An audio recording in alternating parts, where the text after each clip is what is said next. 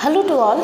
आज हम आपके इतिहास की पुस्तक का प्रथम अध्याय प्रारंभ करने जा रहे हैं, जिसका जो नाम है वो है भारत का वैभवपूर्ण अतीत। ये चैप्टर हमें बताएगा कि भारत के अतीत में हम किन किन चीज़ों के बारे में पढ़ सकते हैं, किस तरीके से जानकारी ले सकते हैं और कौन कौन सी वो वस्तुएं हैं जो कि हमें इतिहास की जानकारी प्रदान करती है। इसी चीज़ को जोड़ते हुए हम आपकी इस अध्याय का जो पहला टॉपिक है वो पढ़ेंगे। सबसे पहले जो कि पहला इसका बिंदु है वो है भारतीय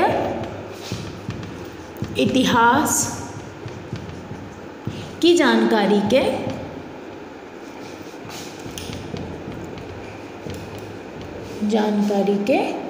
स्रोत।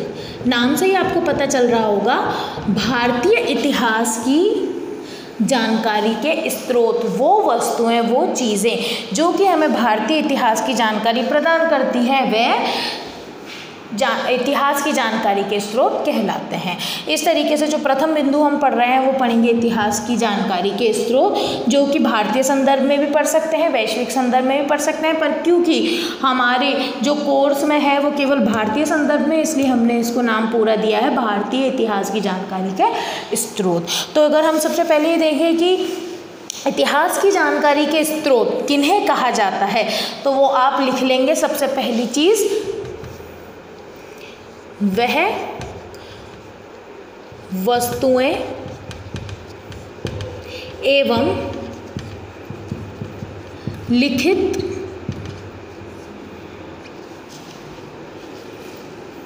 साधन जो कि इतिहास के संबंध में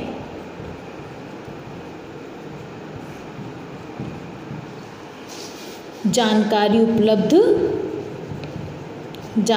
या ज्ञान उपलब्ध करवाते हैं,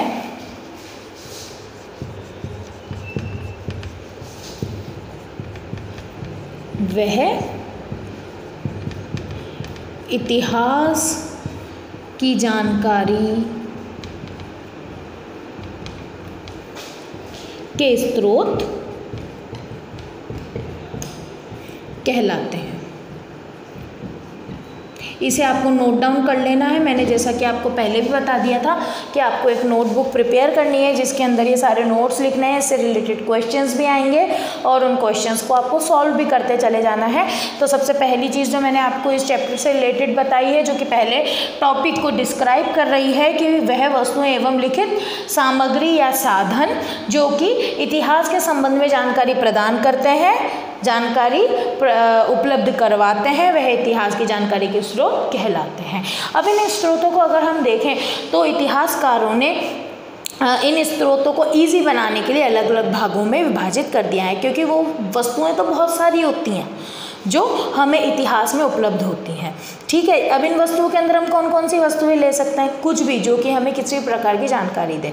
जैसे कि इसके अंदर हम मृत भांड भी ले सकते हैं, इसके अंदर हम बर्तन ले सकते हैं, इसके अंदर हम कपड़े ले सकते हैं, लिखे हुए चिट्ठियाँ ले सकते हैं, कहानियाँ, कविताएँ, जो भी चीज़ें हमें उपलब्ध हैं, जिन्हें हम देख करके किसी पुराने समय की जानकारी प्राप्त कर पा रहे हैं, वो इतिहास के स्रोत कहलाते हैं। ऐसे स्रोत तो बहुत सारे हो सकते हैं, पर इन्हें सुविधा की दृष्टि से कुछ भागों में विभाजित किया गया है। मुख्यतः इन्हें 2 भागों में विभाजित किया है, फिर उसके कुछ सब पॉइंट्स भी आ जाएंगे।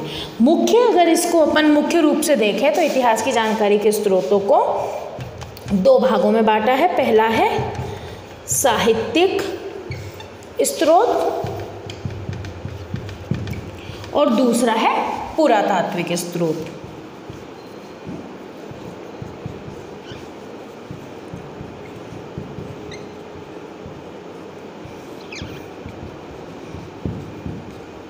तो यहाँ मैं आपको बता दूँ, साहित्यिक स्रोत और पुरातात्विक स्रोत के बीच में क्या अंतर है। साहित्यिक स्रोत वह स्रोत, जैसे आपको नाम से दिख रहा है, साहित्य से जुड़ा है, यानी कि वह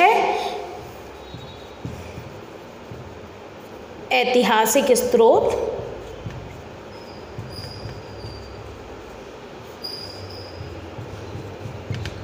जो साहित्य के रूप में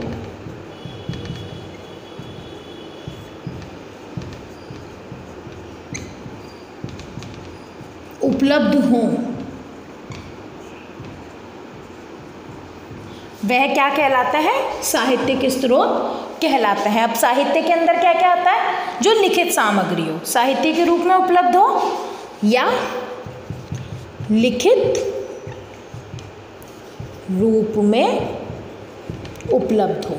अब लिखित रूप में जो भी चीज़ें उपलब्ध हैं वो सब की सब साहित्यिक स्रोत के अंतर्गत मानी जाएंगी। जैसे लिखित रूप में कोई पत्र उपलब्ध है, कोई कविता उपलब्ध है, कोई लेख उपलब्ध है, कोई कहानी उपलब्ध है, किसी का कोई स्वयं के बारे में लिखा हुआ कोई डायरी उपलब्ध है, कुछ भी चीज़ जो लिखित रूप में उपलब्ध है वो साहित्यिक स्रोत मानी जाती है। ठीक है। दूसरी चीज़ है पुरातात्विक स्रोत। हम किन्हें कहते हैं? तो पुरातात्विक स्रोत वो स्रोत हैं जो कि हमें अतीतों के अवशेषों के रूप में उपलब्ध हैं।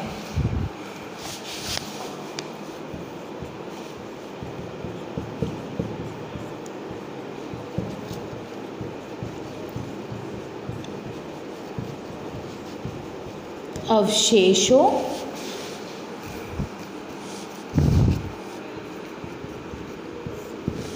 या वस्तुओं के रूप में उपलब्ध हों। ठीक है। यानी वो स्रोत, वो साधन जो कि हमें अतीत के अवशेषों के रूप में उपलब्ध हैं। अवशेष यानी कुछ भी टूटी फूटी चीज़ें हो सकती हैं या साबुत चीज़ें जो कि लिखित नहीं है, वस्तुओं के रूप में उपलब्ध है, वो पुरातात्विक स्रोत के अंतर मानी जाती है। ठीक है। अब हम देखेंगे साहित्यिक जो स्रोत हैं वो भी काफ़ी तरीके के हैं। तो इन्हें भी अगर हम मुख्य रूप से देखें तो 3 भागों में विभाजित किया गया है। ये इस प्रकार से है। पहला है धार्मिक साहित्य,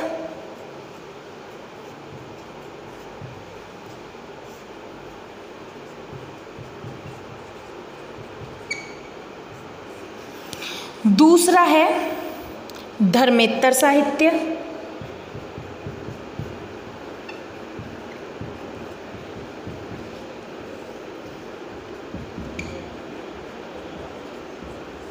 और तीसरा जो है वो है आपकी वंशावलियाँ।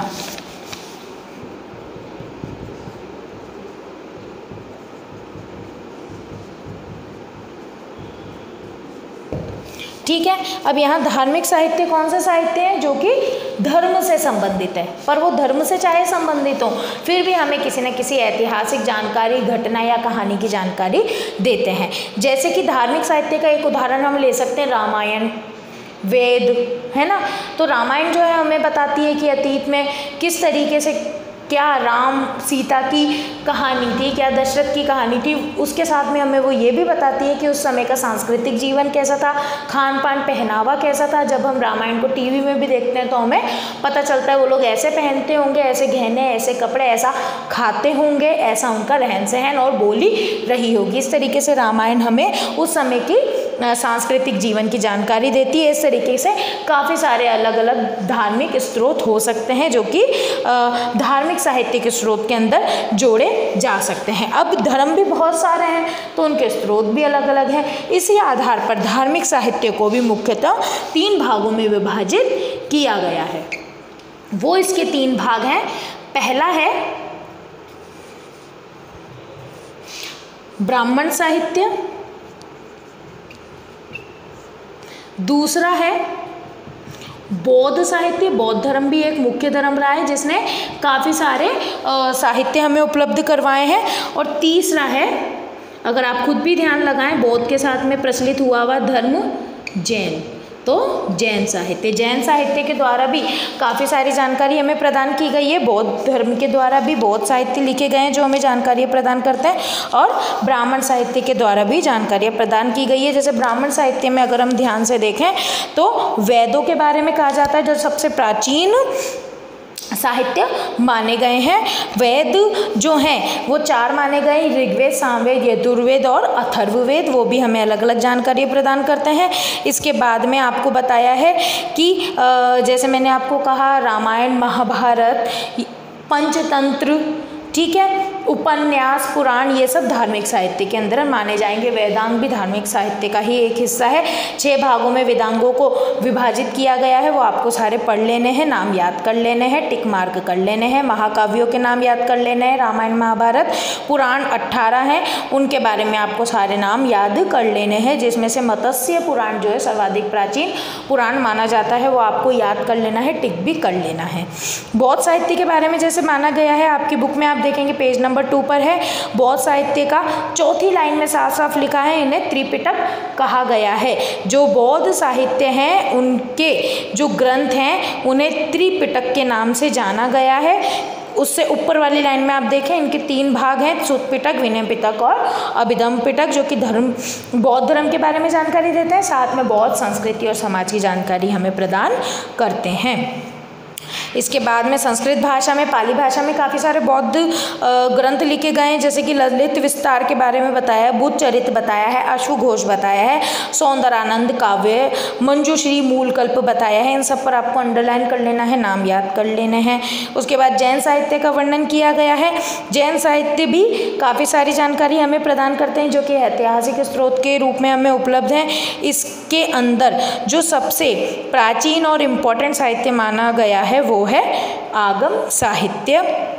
इसके 12 अंग हैं, 12 उपांग हैं, 10 प्रकीर्ण हैं, 6 सूत्र, 1 नंदी सूत्र, दूसरा अनुयोग द्वार, 4 मूल सूत्र शामिल हैं। इन सब पर आपको अंडरलाइन कर लेना है। जैन साहित्य जितने भी लिखे गए हैं मुख्य रूप से प्राकृत भाषा में लिखे गए हैं। इसके साथ में कुछ जैन ग्रंथों के नाम हैं, आप अंडरलाइन कर लेना। जैन साहित्य में नीचे से दूसरी लाइन पर है कथाकोश, परिशिष्ट पर्वन, भद्र बाहुचरित्र, कल्पसूत्र, भागवती सूत्र आदि, इनके नाम आपको याद कर लेने हैं। यहाँ पर आपका धार्मिक साहित्य खत्म हो गया है। आगे नेक्स्ट टॉपिक है धर्मेत्तर साहित्य। धर्मेत्तर साहित्य जो है वो भी 4 भागों में विभाजित किया गया है। इसके भी 4 भाग हैं। पहला जो भाग है इसका वो है ऐतिहासिक ग्रंथ।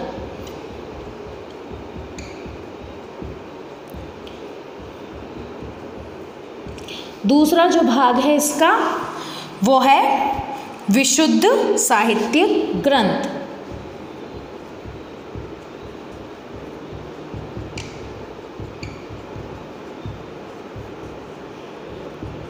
और जो इसका तीसरा भाग है वो है क्षेत्रीय साहित्य।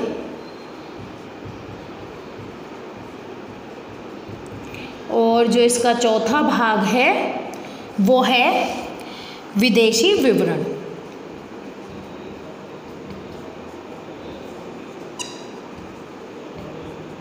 तो आप यहाँ देखोगे कि जो दूसरा है धर्मेत्तर साहित्य, उसके भी यहाँ 4 भाग आपको नज़र आ जाएंगे। अब धर्मेत्तर साहित्य क्या है? साहित्य के वह भाग जो धर्म से परे हैं। जो धर्म से जुड़े हुए साहित्य हैं वो सब धार्मिक साहित्य में आ गए। अब जो उसके अलावा जो धर्म से संबंधित साहित्य नहीं है वो सारे आपके धर्मेत्तर साहित्य के अंदर माने जाते हैं। इसके भी 4 भाग लिए गए हैं। ऐतिहासिक ग्रंथ, वो ग्रंथ जो कि किसी न किसी राजा के समय में इतिहास को आगे वर्णित करने के उद्देश्य से ही लिखे गए थे, जिसमें से सबसे एक इम्पॉर्टेंट जो साहित्य माना जाता है ऐतिहासिक ग्रंथ के रूप में वो है राजतरंगिणी, जो कि कलहण द्वारा रचित है। आप देखोगे पेज नंबर 2 पर ही ऐतिहासिक ग्रंथ की पहली ही लाइन में लिखा है 1150 ईस्वी में ये इसकी रचना कलहण द्वारा की गई थी, जिस पुस्तक का नाम था राजतरंगिणी। इस तरीके से काफ़ी सारे ऐसे साहित्य लिखे गए जो किसी न किसी राजा के समय का विवरण करते हुए उसकी विजय, उसकी हारों के बारे में, उसके सांस्कृतिक और सामाजिक जीवन का, खान पान, रहन सहन का वर्णन करते हैं। इस तरीके से जो अन्य काफ़ी सारे साहित्य लिखे गए, कौटिल्य का अर्थशास्त्र हो गया, चंद्रगुप्त मौर्य के समय के ऐतिहासिक ग्रंथ हो सकते हैं, पृथ्वीराज चौहान के समय का पृथ्वीराज रासो हो सकता है जो कि चंद्रबरदाई द्वारा लिखा गया था। कौटिल्य का अर्थशास्त्र मैंने आपको भी बता ही दिया, इन पर आपको अंडरलाइन कर लेना है। इसी पैराग्राफ में आपको दिखेगा बाण भट्ट का हर्षचरित, वागपति का गौडवहो, विल्हण का विक्रमादेव चरित्र, जयसिंह का कुमारपाल आदि ग्रंथ है जिनके बारे में आपको जिनके नाम याद कर लेने हैं।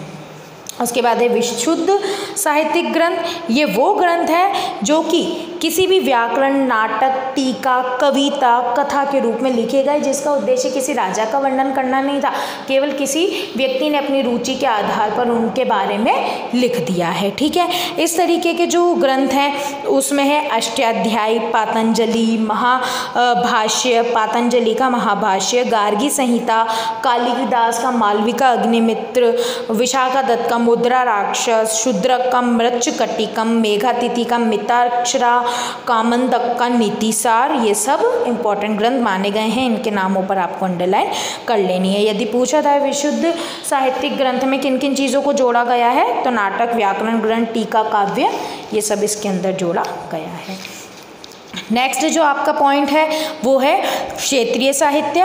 तो क्षेत्रीय साहित्य कौन से होंगे? वो साहित्य जो किसी क्षेत्र से संबंधित होकर के किसी लेखक द्वारा लिखे गए, जैसे कि तमिल भाषा में तमिल साहित्य लिखे गए, तेलुगु में तेलुगु लिखे गए। अब आपको दिखेगा पेज नंबर 3 पर क्षेत्रीय साहित्य में दूसरी लाइन में लिखा है प्राचीन तमिल साहित्य संगम साहित्य कहलाता है। इस पर आपको अंडरलाइन कर लेना है। इसमें हमें पल्लव और चोल शासकों के बारे में जानकारी मिल जाती है। उसकी एक लाइन छोड़कर आप देखोगे तेलुगु ग्रंथ, यानी तेलुगु भाषा में जो साहित्य लिखे गए, जो तेलुगु संस्कृति की जानकारी देते हैं, विजयनगर की जानकारी देते हैं, वो कृष्णदेव राय द्वारा विजयनगर के नाम से लिखा गया था। कृष्णदेव राय राजा के बारे में ये वर्णन करता है। राजस्थानी भाषा में काफ़ी सारे ग्रंथ लिखे गए, जिसमें से एक पृथ्वीराज रासो, पद्मनाभ कान्हड़दे प्रबंध जो पद्मनाभ द्वारा लिखा गया था, बिट्टू सूजा द्वारा लिखा गया था राव जेतसिरो छंद, सूर्यमल मिश्रण का लिखा गया था वंश भास्कर, नैन्सी द्वारा लिखा गया था नैन्सी ख्यात, और बांकीदास द्वारा लिखा गया था बांकीदास ख्यात। तो इनके नाम आपको याद कर लेने हैं। उसके बाद में जो नेक्स्ट टॉपिक है विदेशी विवरण है। विदेशी साहित्य भी कुछ ऐसे हैं जो कि हमें हमारी संस्कृति के बारे में जानकारी प्रदान करते हैं, पर वो विदेशी साहित्य के अंदर हम किन चीज़ों को जोड़ेंगे? वह साहित्य जो कि किसी विदेशी पर्यटक के द्वारा भारत में भ्रमण के दौरान इधर की संस्कृति के बारे में जो वर्णित किए गए, वो विदेशी साहित्य के अंतर्गत माने जाते हैं। यानी कि कोई विदेशी हमारे भारत में आया, उसने यहाँ की संस्कृति समाज को देखा, पहचाना और उसके आधार पर उसने लिखित में उसे लिख दिया, वो विदेशी साहित्य के अंतर्गत माने जाते हैं। विदेशी साहित्य को भी अलग अलग भागों में बांटा है, मुख्यतः 3 भागों में बांटा है, यूनानी साहित्य, चीनी साहित्य और तिब्बती विवरण। मैं आपको लिख करके दे दूंगी इनके नाम। 3 भागों में बांटा है। पहला है यूनानी साहित्य, दूसरा है चीनी और तीसरा है तिब्बती। ये इसके 3 भाग हैं। ठीक है, पहला, दूसरा और तीसरा। यानी यूनानी भाषा में जिन लेखकों ने लिखा अपना साहित्य, यूनानी साहित्य के अंदर आ गया। चीनी यात्री जो आए, जो उन्होंने चीनी भाषा में लिखा, चीनी विवरण में आ गए। और तिब्बती वृत्तांत यानी तिब्बती भाषा में लिखे हुए जो लेख हैं वो इसमें आ गए।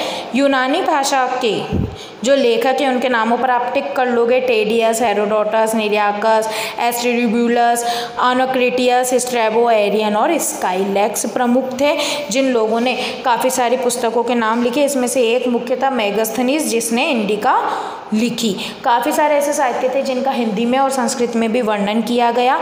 चीनी विवरण में से जो प्रमुख थे फायान, हैंगसोंग, सुंगयुंग, इनके द्वारा, इत्सिंग के द्वारा भी बहुत सारे ऐतिहासिक विवरण दिए गए हैं। हैंगसोंग को यात्रियों का राजकुमार कहा गया। इस पर आपको टिक कर लेना है और याद भी कर लेना है। ठीक है, जिसने नालंदा विश्वविद्यालय के बारे में वर्णन किया है। इसके बाद तिब्बती वृत्तांत है। तिब्बती वृत्तांत में तारानाथ जी जो है, तारानाथ जी, इनके द्वारा बहुत एक अच्छा विवरण लिखा गया है। तंग्यूर और कंग्यूर 2 ग्रंथ थे, ये तिब्बती भाषा में लिखे गए। इसके बाद में मसूदी ने एक अपनी पुस्तक लिखी थी तिब्बती भाषा में, जिसके अंदर भारत का विवरण दिया गया है, मडास ऑफ गोल्ड। इस पर भी आपको टिक कर लेना है और याद कर लेना है। इसके साथ में कुछ और तिब्बती लेखकों के नाम हैं, उनको भी आपको अच्छे से याद कर लेना है। उसके बाद में है वंशावलियाँ।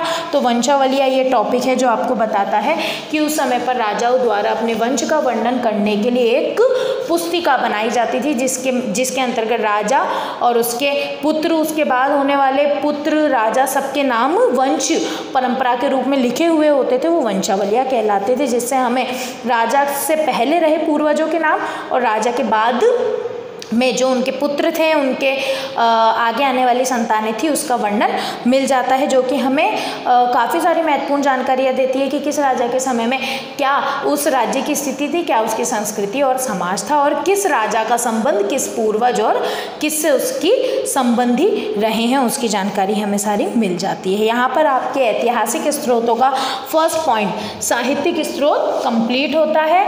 नेक्स्ट टॉपिक जो है पुरातात्विक स्रोत, इसके बारे में हम नेक्स्ट वीडियो में बात करेंगे।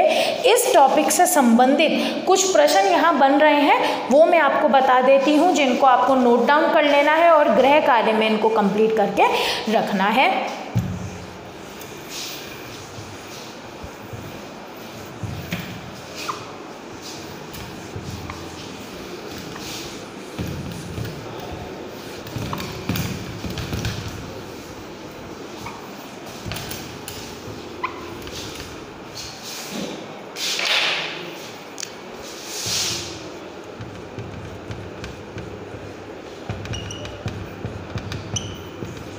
क्वेश्चन नंबर 1 जो आपका रहेगा वो है इतिहास के स्रोत किसे कहा जाता है। दूसरा प्रश्न जो है वो आपका है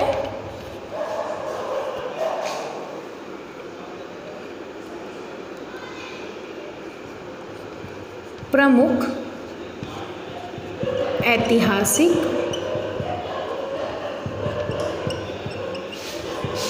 स्रोतों के नाम बताइए।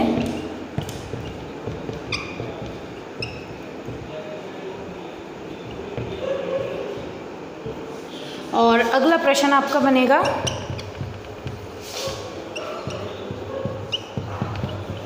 पुरातात्विक एवं साहित्यिक स्रोतों से आप क्या समझते हैं।